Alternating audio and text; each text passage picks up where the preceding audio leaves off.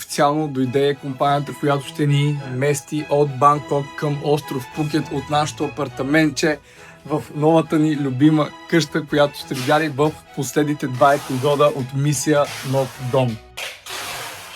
Бейби, искам да ти кажа едно голямо благодаря. Публично, абсолютно тук пред всички. Само че този шум май не е много добра идея. Момчетата буквално няма 6-5. Каквото има, директно го взимат и го изнасят. И дори не ни питат дали това да взимат, дали това да не взимат. Легенди, официално с Лиза сме почти готови с нашето местене и най-накрая ще се съберем абсолютно всичко и ще се преместим в новият ни дом. Искрено, това беше едно от най-доброто решение да вземем отново фирма да ни меси, защото струва точно 500 евро да ни преместят всичките партакеши, които виждате на това видео. Това са неща, които ние никога нямаше да може да преместим сами. Да, просто, примерно, ако сме в България, поне има някакви връзки, можем да знам, да помолим някой така нататък. Или кола, беби, имаме коли. Да, има коли, да. Какви връзки имаме коли?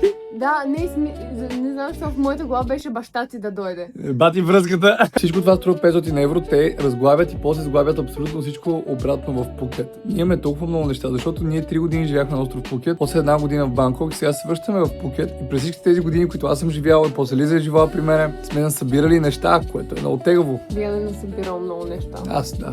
Лиза не си купува толкова работа, аз обичам да купувам неща. Имаме буздуган. Имаме буздуган.